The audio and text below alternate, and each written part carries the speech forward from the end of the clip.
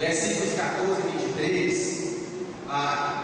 Eu sei que você teve um dia corrido, não teve tempo de ler. Então nós vamos te dar essa guia de chave. Então a gente vai fazer uma leitura parcial aqui do versículo para você se situar. E logo após a gente vai começar a expor os versículos. Então marca sua Bíblia, por gentileza. Em Mateus capítulo 17, versículos 14 a 23. Você que nos visita e não tem as escrituras nas suas mãos, não fique preocupado, não fique preocupado. Todos os textos que nós vamos tratar está exposto aí, vai estar exposto no telão. Mateus 17, 14 a seguir. Quando chegaram onde estava a multidão, um homem aproximou-se de Jesus, ajoelhou-se diante dele e disse: Senhor, tem misericórdia do meu filho, ele tem ataques e está sofrendo muito, muitas vezes cai no fogo ou na água. Eu o trouxe aos teus discípulos, mas eles não puderam curar. Respondeu Jesus: onde a nação incrédula e perversa? Até quando estarei com vocês? Até quando terei que suportá-los? Traga-me o menino. Jesus repreendeu o demônio. Este saiu do menino e daquele momento em diante ficou curado. Então os discípulos aproximaram-se de Jesus em particular e perguntaram: por que não conseguimos expulsá-lo? Ele respondeu: porque a fé que vocês têm é pequena. Eu lhes asseguro que se vocês tiverem fé do tamanho de mostarda, poderão dizer a este monte: vai daqui para lá, e ele irá. Nada lhes será impossível. Mas essa espécie só sai pela oração e pelo jejum. Reunindo-se eles na Galiléia, Jesus lhe disse: o Filho do homem será entregue nas mãos dos homens, eles o matarão, e no terceiro dia ele ressuscitará. Os discípulos ficaram cheios de tristeza. Amém? Nós vamos falar de um tema hoje, um tema desafiador, e eu penso que é um tema impopular, um tema que não tem golpe. No mundo gosta do evangelho dos nossos dias, mas é um tema extremamente importante. Nós, como igreja do Senhor, precisamos refletir e viver. E o tema que eu gostaria de compartilhar com vocês é esse aí: o imperativo da missão, o desafio de continuar que Jesus começou. E quando eu falo em missão, eu não estou falando dos missionários que estão em outros países só. Quando eu falo em missão, é como a gente ouviu aqui no testemunho da nossa irmã, e através do testemunho de Ednei, é você usar a profissão que Deus te deu, o tempo que Deus te deu, a vida que Deus te deu, os dons que Deus te deu, o dinheiro que Deus te deu, tudo que Deus te deu, tudo que Deus fez de você, você usar para apresentar o Evangelho a outras pessoas. Então, o imperativo da missão, desafio de continuar o que Jesus começou. E eu penso que hoje, quando se fala de missão, o mundo gospel que nós vivemos, que estamos inseridos, eles respondem a esse imperativo da missão pelo menos de três formas equivocadas. Existem três espiritualidades, quando o assunto é imperativo de missão, a missão, o exercício da missão, que são três respostas equivocadas. Eu gostaria de compartilhar com vocês esses três tipos de espiritualidades. A primeira espiritualidade é essa aí. A espiritualidade agora é só vitória. E aí eu trago a foto da nossa querida irmã Damares, porque ela é ídolo desse tipo de espiritualidade, desse tipo de pensamento. O que é esse pensamento? O que essa espiritualidade ensina? Essa espiritualidade entende que a vida cristã é só alegria em alguns momentos. Ela não consegue conviver com a ideia de dificuldade de desenvolvimento da missão. Então, na busca por uma vida sem sofrimento e sem dificuldades, as pessoas que vivem esse tipo de espiritualidade não se encaixam na missão de Deus no mundo. São pessoas que, por não querer sofrer, por não querer se deparar com contratempos, com dores, com dificuldades, porque a espiritualidade dela expressa essa carga, agora é sua vitória, agora é sua bênção. Elas não se encaixam na missão.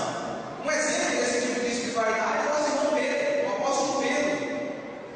No capítulo 16, versículo 2 de Mateus, o apóstolo Pedro, diante do anúncio de Jesus, de que seria necessário Jesus sofrer muitas coisas e ser morto, Jesus ele fala: a minha missão, eu vou sofrer, eu vou morrer. Jesus fala isso para os discípulos. Então Pedro, que entendia a questão da missão nessa perspectiva de agora essa vitória, Pedro fala o seguinte: nunca, Senhor, isso nunca te acontecerá. Não fala uma coisa dessa, Jesus. Esse negócio de sofrer, isso não é de Deus. Qual é a resposta de Jesus diante do anúncio de Pedro?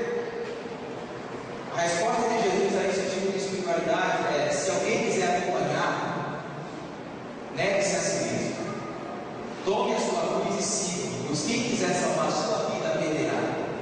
Mas quem perder a sua vida por minha causa, a encontrará. A resposta de Jesus é essa. Se a pessoa quiser salvar a vida dela, não se engajando na missão, ela vai perder. Mas se você perder a sua vida no engajamento na missão, você vai ganhar. Porque você vai estar fazendo a vontade de Deus. Outro tipo de espiritualidade, a espiritualidade escapista, ou a espiritualidade do monte. Definição dela: essa é a espiritualidade do monte, essa é a espiritualidade do monte, uma espiritualidade escapista, completamente desconectada das necessidades e dos clamores da multidão. São pessoas que vivem, são cristãs, são crentes, mas elas não querem lidar com a multidão. Elas querem estar na igreja, elas querem ir para os montes, elas querem mais de Deus, querem ter experiências com Deus, mas elas não querem lidar com as pessoas.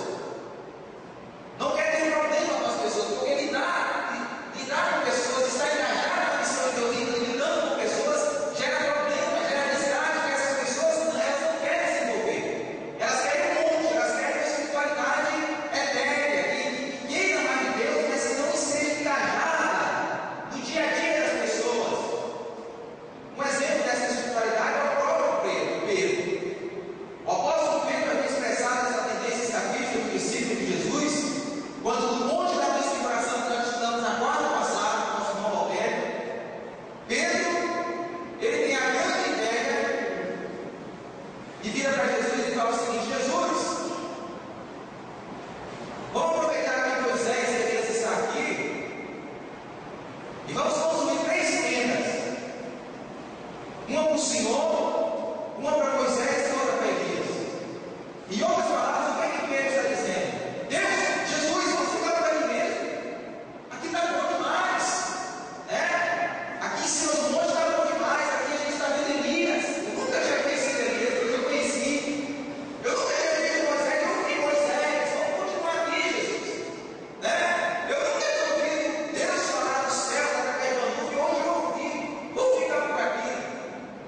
Mas lá embaixo, no pé do monte, tem uma multidão necessitada, carente, pessoas endemoniadas, pessoas que não têm Jesus, pessoas enfermas, pessoas precisando de Deus e primeiro querem ficar no monte, porque no monte ele tem experiências maravilhosas, mas ele não quer lidar com a multidão, ele não quer lidar com as necessidades da multidão.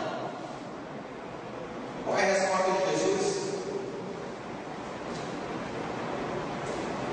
O evangelista Mateus registra a resposta divina diante dessa falsa espiritualidade, dizendo: enquanto ele ainda estava falando, enquanto Pedro ainda estava falando, uma nuvem resplandecente o envolveu, os envolveu, e dela saiu uma voz que dizia: eis o meu filho amado, em quem me agrada, ouça. A resposta de Deus é: pare de falar e comece a ouvir. Meu filho está dizendo para vocês falam demais, vocês conversam demais, parem de falar. Masmorra. Terceiro tipo, espiritualidade Zeca Pagodinho. Que é isso, Daniel? Zeca Pagodinho? Esse tipo de vida, esse tipo de espiritualidade vive a canção: deixa a vida me levar, a vida leva eu. É uma espiritualidade que encara a missão de Deus no mundo de maneira displicente, relaxa, negligente, sem compromisso com as práticas espirituais da oração, jejum e meditação bíblica, as quais nos capacitam para a missão. São pessoas que até se engajam na missão, mas elas fazem isso de qualquer jeito, de qualquer maneira, de maneira relaxa, de maneira negligente. Deixa a vida me levar, a vida leva eu. Não tem compromisso, não tem alvo, não tem meta, não tem propósito. Um exemplo disso: os 9 discípulos que não subiram ao monte da transfiguração ilustram esse tipo de espiritualidade. Eles não possuíam uma vida marcada pelas práticas espirituais da oração e jejum. Jesus vai condenar isso deles. Eles não tinham uma espiritualidade marcada por essas práticas, a prática da oração e do jejum. Práticas essas que preparam o discípulo para o imperativo da missão. Então, a pessoa que vive a espiritualidade Zeca Pagodinho, ela se engaja na missão, mas ela não ora, não tem uma vida de oração, não tem uma vida de consagração. E o texto aqui de Mateus não diz, mas outra prática de espiritualidade, a outra prática que nos prepara para o imperativo da missão é a meditação bíblica. Então, a pessoa quer exercer o imperativo da missão, ela quer se engajar, ela quer falar de Jesus, mas ela não ora, ela não jejua e ela não medita na Bíblia. O resultado, eles não conseguem fazer. Qual a resposta de Jesus? A resposta de Jesus a esse tipo de espiritualidade é incentivo à busca do exercício das práticas espirituais fundamentais para a missão: oração, jejum e meditação bíblica. Introduzindo dessa forma, eu quero compartilhar 4 princípios sobre o imperativo da missão que a gente vai embora. Primeiro princípio: o imperativo da missão emerge diante da necessidade de um mundo marcado pelos efeitos da queda. Leia comigo o versículo 14, versículo 15, por gentileza. Quando chegaram a questão da multidão, um homem aproximou-se de Jesus, ajoelhou-se diante dele e disse: Senhor, tenha misericórdia do meu filho, ele tem ataques e está sofrendo muito, muitas vezes cai no fogo ou na água. E nós vemos nesse discurso o sofrimento de um pai e a necessidade de um filho. Em primeiro lugar, um filho que sofria desde a infância. Mateus não vai dizer, aí eu convido você, quando você chegar em casa, a ler Marcos e Lucas,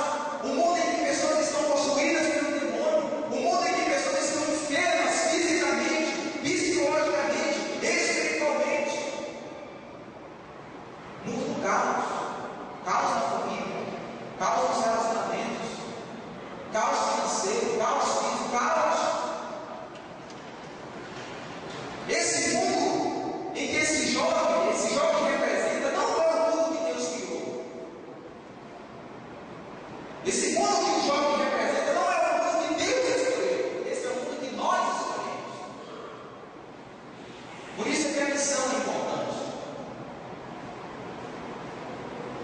Porque nós estamos inseridos nesse mundo. Onde pessoas são enfermas, onde pessoas são opressas, muito desequilíbrio. Por isso que a missão é importante. Eu queria dar a decisão do pai e a escolha do filho. Porque Deus nos ama de maneira tão especial, mas que Ele viu esse mundo de caos. Sabe o que Deus poderia fazer? Deus poderia passar uma borracha e fazer tudo de novo. Mas Ele não quis fazer isso. Ele decidiu redimir essas pessoas. O texto de João, que a gente já sabe que pode ser puxado, fala de um Deus missionário, fala de um filho missionário, o Deus que está altamente engajado com a missão, um Deus que decidiu entrar na história para resgatar, para redimir, para fazer missão. O texto de João fala porque Deus tanto amou o mundo. Qual foi o mundo que Deus escolheu amar? Que mundo é esse que Deus decidiu amar? É o mundo do caos, do desequilíbrio, o mundo que reflete, ou que reflete a vida daquele jovem, o mundo oprimido pelo diabo, o mundo em desobediência, o mundo em desequilíbrio, o mundo do caos. Foi esse o mundo que Deus escolheu. Foi essas pessoas que Deus escolheu amar. Deus tanto amou o mundo que tomou uma decisão. Ele deu o seu filho unigênito. Ele enviou Jesus. Ele enviou o seu filho amado para que todo aquele que nele crê não pereça. Não continue nesse mundo de caos. Não continue no desequilíbrio. Não continue opresso pelo diabo. Não continue longe de Deus. Mas tenha a vida dele. Nosso Deus é o Deus que entrou na história para fazer missão, para resgatar pessoas, para libertar pessoas do poder do diabo. Então eu entendo que o imperativo da missão é a vontade amorosa do Pai para o mundo imenso do pecado e que está desconectado da sua presença. Por isso ele decidiu se mover na direção de homens e mulheres para redimir-nos dos efeitos da queda. O que Deus está fazendo aí, na nossa cidade, no nosso estado, no nosso país, no mundo, o que Deus está fazendo é isso: tirando, libertando pessoas oprimidas do diabo, libertando, salvando e redimindo pessoas. É isso que Deus está fazendo. Deus está fazendo isso no seu trabalho. Você consegue enxergar isso? Deus está fazendo isso na sua história. Você consegue enxergar isso? Deus está fazendo isso na sua casa. Você está enxergando isso? Deus está fazendo isso na tua rua. Você está enxergando?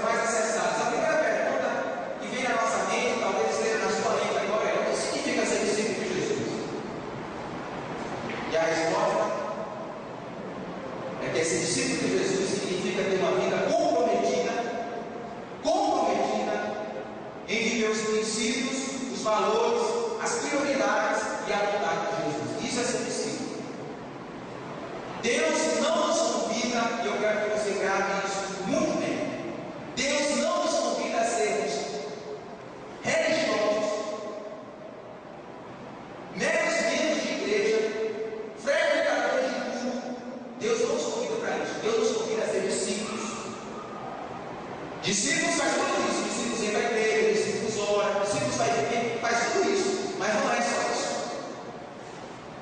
O discípulo ele está comprometido em viver os princípios, os valores, as prioridades e a vontade de Jesus. Então, essas são as características do discípulo. Segunda pergunta: como saber se o imperativo da missão é direcionado aos discípulos? Talvez você esteja perguntando assim, Daniel, mas como saber? Eu sei o que é discípulo, mas como saber se o imperativo da missão, a ordem de Deus para que a gente faça a missão é para os discípulos? Eu confesso a você que essa é uma pergunta difícil. Eu peço a ajuda dos universitários. Então, com a palavra, Mateus. O evangelista Mateus já havia relatado a comissão que Jesus fez aos 12 discípulos, dizendo: chamando os seus 12 discípulos, Jesus deu-lhes autoridade para quê? Para expulsar espíritos imundos e curar todas as doenças e enfermidades. Jesus enviou os seus 12 discípulos com as seguintes instruções: por onde forem, façam o quê? Preguem. Qual mensagem? O reino dos céus está próximo. Em outras palavras, Jesus está dizendo o seguinte: preguem o evangelho. Preguem o evangelho. Curem os enfermos, ressuscitem os mortos, purifiquem os leprosos, expulsem os demônios. Em outras palavras, Jesus está dizendo para os discípulos: vão em missão para redimir o mundo que está no caos, um mundo em que tem endemoniados, um mundo que tem enfermos, um mundo que está longe de Deus e precisa do evangelho. Jesus dá essa ordem para quem? Mateus fala que é para os discípulos. Mateus vai estar lá no capítulo 28. Depois que Jesus já tinha morrido e ressuscitado, Mateus escreve dizendo que Jesus diz aos seus discípulos, portanto, vão e façam o quê? Outros discípulos de todas as nações, batizando-os em nome do Pai, do Filho e do Espírito Santo, ensinando-as a obedecer a tudo que eu lhes ordenei. E eu estarei sempre com vocês até os fins dos tempos. Existe um grande equívoco, na minha opinião, porque às vezes a gente lê uns versículos fora do contexto. A gente gosta desse versículo aqui que fala que Jesus vai estar com a gente, sempre vai estar conosco.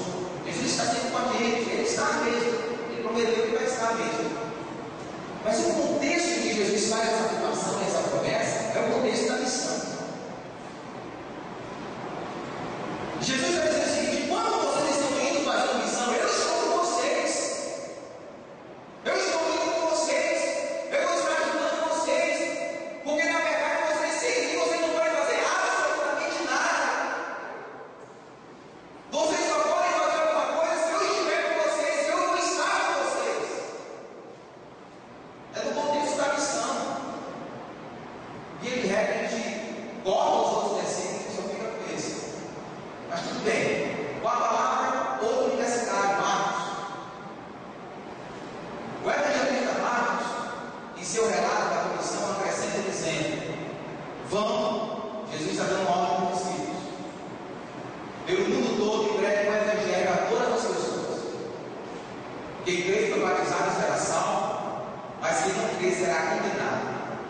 Estes sinais acompanharão os que creem. Em meu nome expulsarão demônios, porão as mãos sobre doentes e eles ficarão curados. Marcos usa outras palavras para dizer a mesma coisa. Jesus mandando discípulos ao mundo que está em caos, desequilíbrio e opressa pelo demônio. E para finalizar as testemunhas, trago números da universidade. O sinal esse é a festa. A comissão do evangelista Lucas está registrada em Atos 8, que diz: mas receberão poder descer sobre vocês, serão minhas testemunhas em Jerusalém, em toda a Judéia, em Samaria, até os confins da terra. Hoje nós vivemos uma espiritualidade, principalmente com o surgimento das igrejas neopentecostais, da busca pelo poder. E crentes sobem no monte, crentes sobem de madrugada, querendo poder. Eu quero poder, eu quero poder, eu quero mais poder. Mas poder para quê? Jesus fala que o Espírito vai dar poder para a missão. O contexto é a missão. O Espírito, vocês receberão poder quando o Espírito Santo descer sobre vocês, e vocês serão minhas testemunhas. Vocês farão missão pelo poder do Espírito. E nós, nessa geração gospel evangélica, queremos poder. Poder para quê? Para exibir que eu sou mais espiritual? Para que eu quero esse poder? Ou eu quero poder para fazer missão? Ou eu quero poder para estar encaixado no meu trabalho, na minha escola, na minha faculdade, na minha casa, no meu trabalho, na minha rua, falar do Evangelho? Eu quero poder para isso? Essa geração gosta, quando nós estamos vendo aí fora, quer poder para ficar falando dentro da igreja, ou fazendo outras coisas, passando caravana, subindo paredes. Jesus fala que vai dar poder para fazer missão.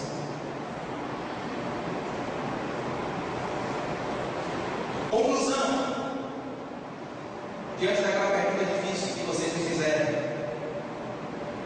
o imperativo da missão é direcionado a homens e mulheres que decidiram se tornar discípulos de Jesus. Imperativo, quando eu uso a palavra imperativo, eu quero dizer ordem, mandamento. O mandamento de Jesus não é uma opção. Se nós somos de fato discípulos, devemos sim estar engajados na missão de Deus no mundo. Pelo menos é o que Jesus nos ensina. Terceiro ponto: o imperativo da missão deve ser desenvolvido com um estilo de vida que reflete a imagem de Jesus. Na apostila que eu elaborei, eu coloquei dois estilos de vida, duas marcas, mas por questão de tempo eu só coloquei essa aqui. Eu acredito que seja a mais importante. Um estilo de vida de confiança e dependência do poder de Deus. No desenvolvimento da missão, nós precisamos ter um estilo de vida que confie, que dependa do poder de Deus. Versículo 17 diz assim: respondeu Jesus: ó geração incrédula e perversa, até quando estarei com vocês? Até quando teremos suportá-los? Tratem comigo. Jesus repreendeu o demônio, ele saiu do menino e daquele momento em diante ficou curado. Então os discípulos, versículo 19, aproximaram-se de Jesus em particular, perguntaram: por que não conseguimos expulsá-lo? Ele respondeu: porque a fé que vocês têm é pequena. Eu lhes asseguro que se vocês tiverem fé no tamanho do grão de mostarda, poderão dizer a este monte: vai daqui para lá, e ele irá.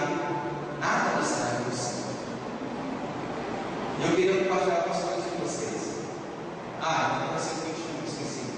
Mas essa experiência só sai pela oração e pelo jejum.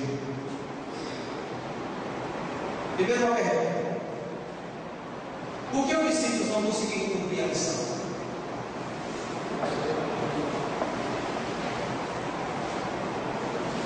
Porque eles faltaram a escola dominical?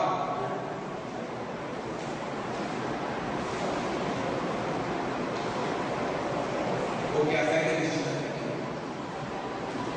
Jesus fala isso.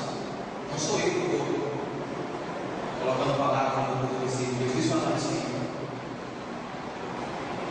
Porque eu queria compartilhar algumas coisas. Primeiro, um equívoco na mente e no coração dos discípulos. Jesus chama os discípulos de incrédulos e de homens de pequena fé. Durante o exercício da missão, os discípulos não creem em Deus. Porque a fé que Jesus está falando não é fé na fé, é fé em Deus. Quando Jesus fala que eles não creem, que a fé deles é pequena, é fé em Deus. Porque fé em si mesmo, fé nas possibilidades, isso não é fé que gera mudança, que gera transformação. A fé que gera transformação, mudança e cumprimento da missão é a fé em Deus. Fé em Deus, porque é Deus que transforma, é Deus que pede, é Deus que renova, é Deus que faz a obra. Então, se a gente quer estar engajado na missão, a gente tem que ter fé em Deus. E Jesus falou: vocês não tiveram fé, vocês não creem em Deus, não creram realmente que Deus fosse capaz de libertar a vida daquele jovem, não dependeram do poder de Deus para o cumprimento da missão. Eles creem em si mesmos, não em Deus. Eles dependeram mais deles do que de Deus. Não creem em Deus. Fazer missão sem acreditar que Deus está conosco na missão vai ser um fiasco. Não vai dar certo. O demônio não vai sair. A doença não vai sair. O coração não vai ser quebrantado. Porque Deus não faz tudo isso. Não somos nós, é Deus. Então Jesus, vamos lá. Jesus nos dá uma motivação. Porque Mateus fala que Jesus chama o menino e repreende ele. O demônio saiu do menino, que daquele momento em diante ficou curado. O que Jesus está dizendo com isso? Jesus é um Deus encarnado, Jesus é um Deus criador, Jesus é um Deus todo-poderoso. Jesus chama o menino e dá uma ordem que o demônio saia e ele tem que obedecer. Porque Satanás, o diabo, os demônios, o inferno, os anjos caídos, os anjos maléficos, eles são criaturas. Eles não são criaturas, eles são criaturas. Criaturas que desejam se rebelar contra Deus, se distanciar de Deus, não viver a vontade de Deus. E eles estão diante do Criador, daquele que pode todas as coisas, daquele que fala que as coisas acontecem, daquele que diz: ai, Deus e ouve, daquele que diz: ai, a separação é casal, comportamento, casal, transformar, e houve separação, daquele que traz à existência as coisas que não existem. Quando Jesus se depara com aquele menino, Jesus fala: sai, demônio, o demônio sai, porque Jesus é o Deus Todo-Poderoso.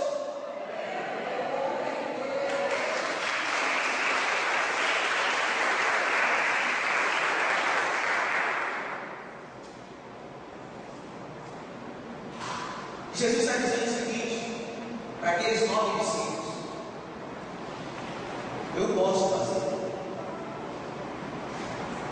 Se vocês crescem em mim, crescem mais em mim, esse demônio é assim, porque eu posso fazer. Vocês não podem por si só. Vocês não podem, mas eu posso. E Mateus fala que imediatamente aquele menino ficou liberto. Uma lição para nós, discípulos.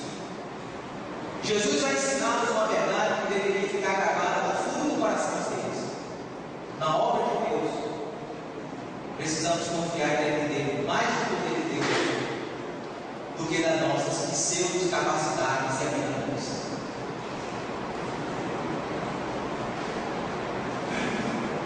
O engajamento na missão, na obra de Deus, nós necessitamos depender mais de Deus, mais do poder de Deus, mais da graça de Deus, mais da unção de Deus, mais do reverendo de Deus, mais de Deus.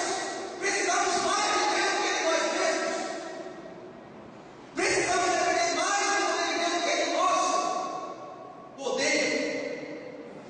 E não existe poder nenhum, não existe capacidade nenhuma, não existe habilidade nenhuma em nós que faça com que o demônio saia, que faça com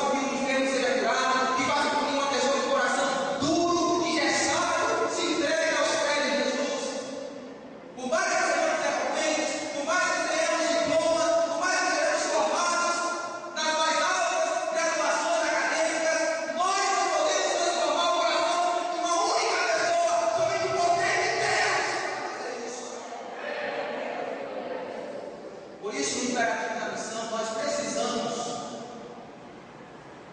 depender mais de Deus do que de nós mesmos. Em conselho, uma fé como um grão de mostarda. Algumas versões, eu não vou me deter aqui porque a questão oral, algumas versões trazem uma fé do tamanho de um grão de mostarda, outras trazem uma fé como um grão de mostarda. Isso muda completamente o sentido da interpretação. Então, a minha versão, por exemplo, que estou usando aí no meu livro, Nova Versão Internacional, ela traz uma fé do tamanho do grão de mostarda. Isso muda completamente a interpretação. Então, eu fui para o texto original grego,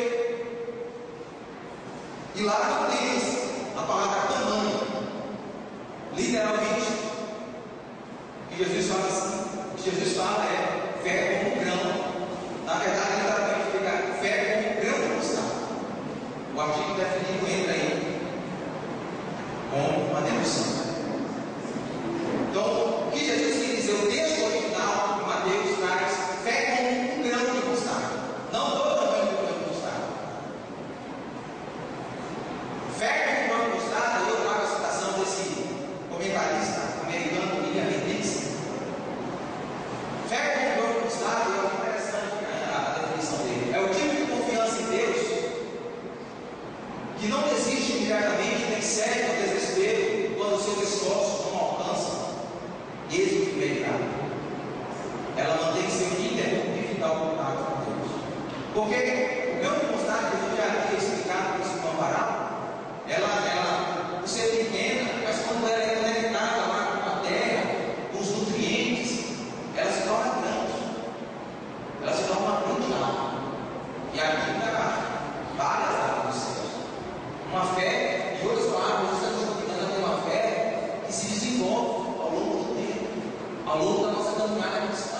Não é uma fé raquítica, não é uma fé engessada, cristalizada, mas é uma fé que está crescendo, que está se desenvolvendo, que aumenta de tamanho à medida da caminhada cristã, à medida da vida. É uma fé que não desiste, é uma fé perseverante. Jesus nos incentiva, nos dá esse conselho, temos essa fé. Se nós queremos nos engajar na missão, temos fé como um grão de mostarda. Uma fé que desenvolve, uma fé que cresce. Uma promessa. Qual é a promessa de Jesus? Eu lhes asseguro que nada. Se você tiver uma fé, como está, se você tiver uma fé que se desenvolve conectada em mim, em Deus, nada vai estar em você. E aí a gente, mais uma vez, eu trago aquela fala, a gente pega esse versículo 20, tira do contexto, e aí a gente vai para a concessionária,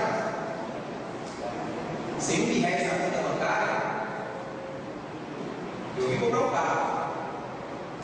Não, você tem dinheiro? Não, não tem dinheiro não, porque Deus, toda vez que falou que nada, se eu crer nada, você tem que ser. A gente omite o contexto da missão. Nada será possível no desenvolvimento da missão, porque expulsar demônio para nós, meros mortais, é impossível. A gente não pode fazer. Os 9 discípulos que andavam com Jesus, que comiam com Jesus, que ouviam Jesus, que comiam com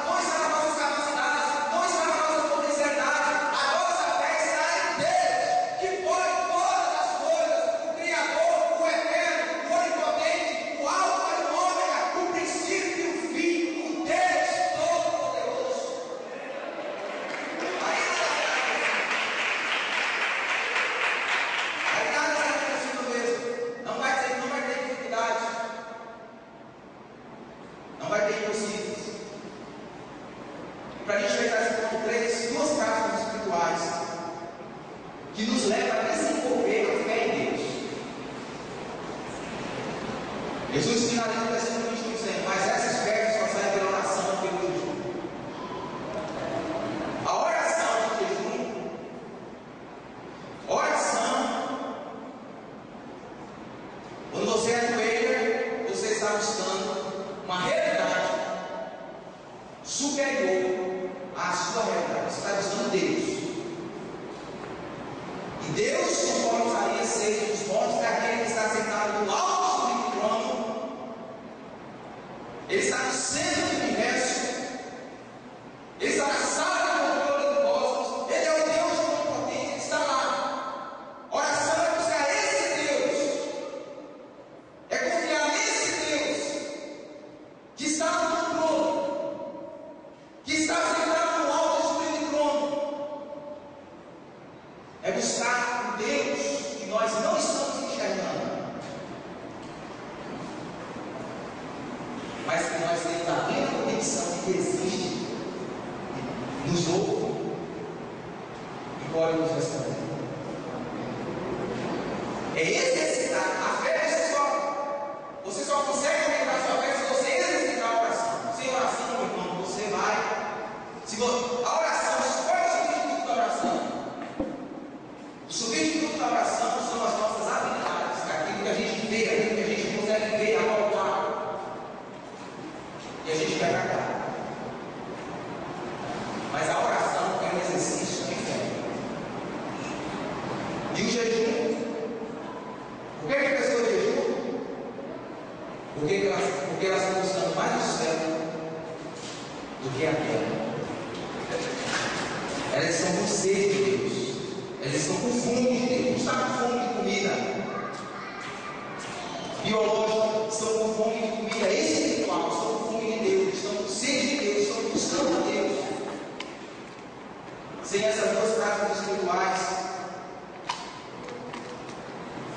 por mais que sejamos habilidosos, nossa missão não vai ser bem-sucedida.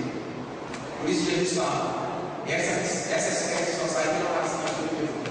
Vocês precisam praticar isso, disse Jesus, em outras palavras, para os seus discípulos. Mas eu quero terminar com a gente embora. Eu quero terminar com isso. O imperativo da missão é um desafio a continuar a missão de Jesus. Versículo 22 diz assim: reunindo-se eles na Galiléia, Jesus lhe disse: o filho do homem será entregue nas mãos dos homens. Eles o matarão. No terceiro dia ele ressuscitará. Olha a resposta dos discípulos. Os discípulos ficaram cheios de tristeza. 3 anúncios e 3 equívocos. Por que 3 anúncios? Porque essa é a terceira vez que os discípulos ouvem que Jesus vai morrer e vai ressuscitar. A primeira foi lá em Cesareia. O texto exposto pela nossa mãe Helena, onde Jesus está lá em Cesareia Filipe. E depois que Pedro tem aquele grande insight, aquele grande discernimento, de dizer: não, o Senhor é o Filho de Deus, é o Cristo enviado de Deus. Jesus fala: opa, parabéns, você acreditou nisso. E Jesus fala: olha, eu vou morrer.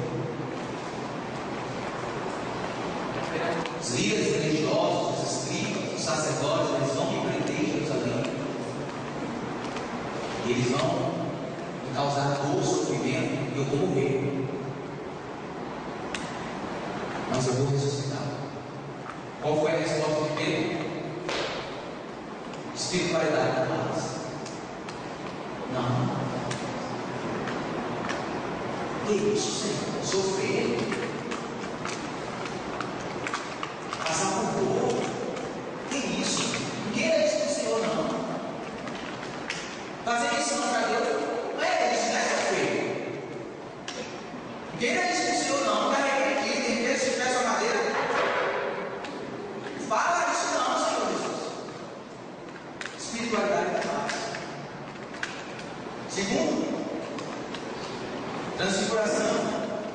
Semana passada nós estudamos o texto de Mateus, não diz o que Moisés e eles estavam falando com Jesus. Por isso eu convido a estudar a passagem em Lucas, porque Lucas ele vai dizer que Moisés e eles estavam falando sobre a morte de Jesus, a partida de Jesus. E quem ouviu lá? Tudo bem, todos os que ouviram, mas pelo menos três ouviram: Pedro, Tiago e João. E qual foi a resposta de Pedrão?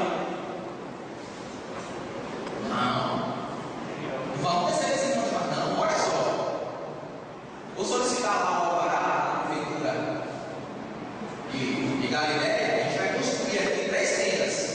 A gente vai construir uma tenda do Senhor, uma para Moisés, para a gente ter carne, se sair mais, vai ficar gostoso demais. O poder é muito grande aqui. Quer buscar levar? Então uma espera lá, se resolva lá. Mas o gostoso está aqui em cima. Espiritualidade escapista, que foge. Não quer se deparar com a multidão. Não quer se deparar com o sofrimento. Não quer se deparar com a necessidade das pessoas. E o terceiro Deus foi receber Galiléia. Jesus fala claramente. Qual a resposta deles? Espiritualidade era para ficaram tristes. Literalmente, o termo aqui usado por Mateus é desanimados, sem ânimo para fazer a missão, sem ânimo para continuar a lutar. Deixa a vida me levar, vida leva a Deus. A gente vai comer essa vida aí, ganhando dinheiro, comprando coisas,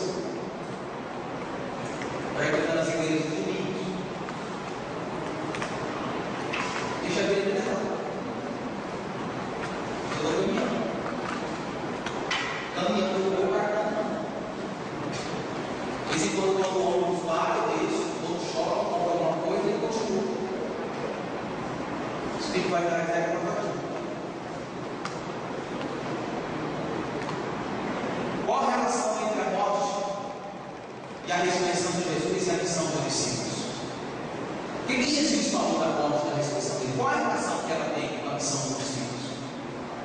E eu trago a resposta.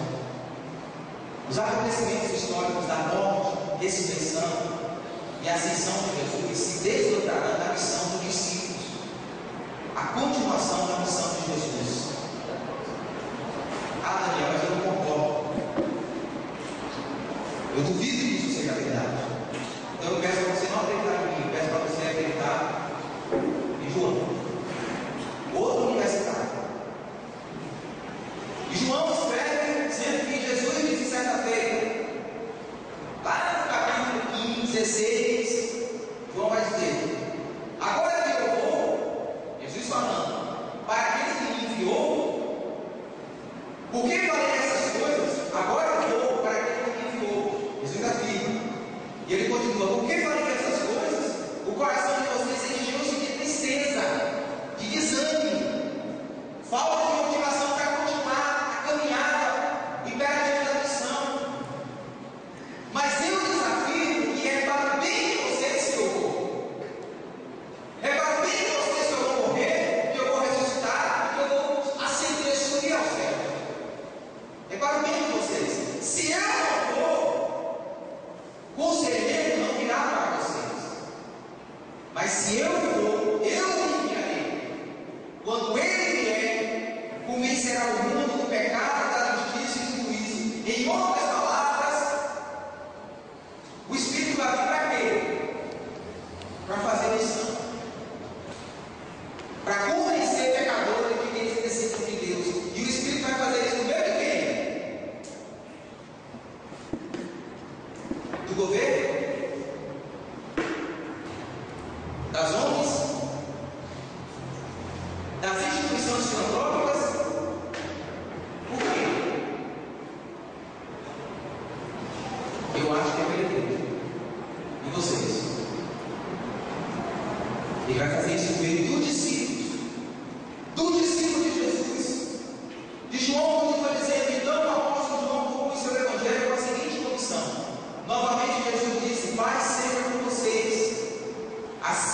o Pai me enviou,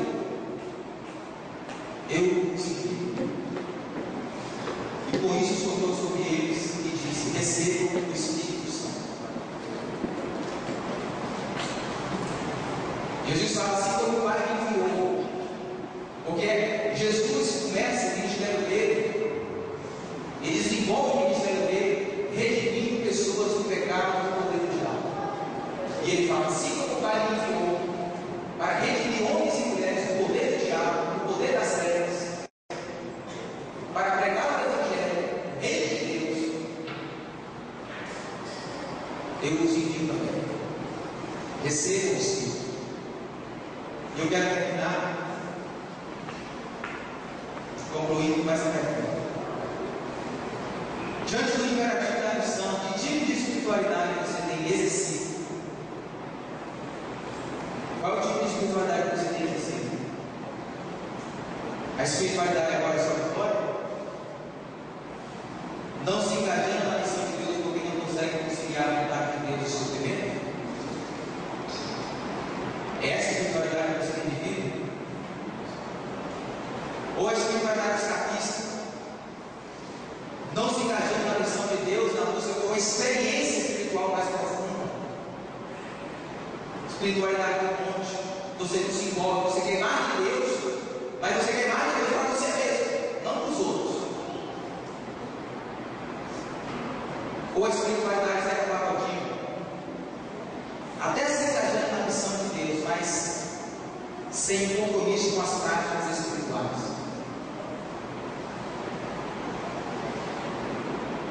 Ou a espiritualidade do discípulo, compromissada em continuar a missão de Deus em Jesus, iniciada 2000 anos atrás. Qual é a sua escolha? Qual tem sido a sua escolha? Eu quero finalizar. Eu quero convidar a nossa mãe de raiva. Se ela pode, por gentileza, cantar a declaração, usa-me de animar, se pegar com a gente essa noite. Nossa mãe de lembranças, eu quero convidar você que quer ter esse compromisso, está engajado na missão com mais profundidade e compromisso.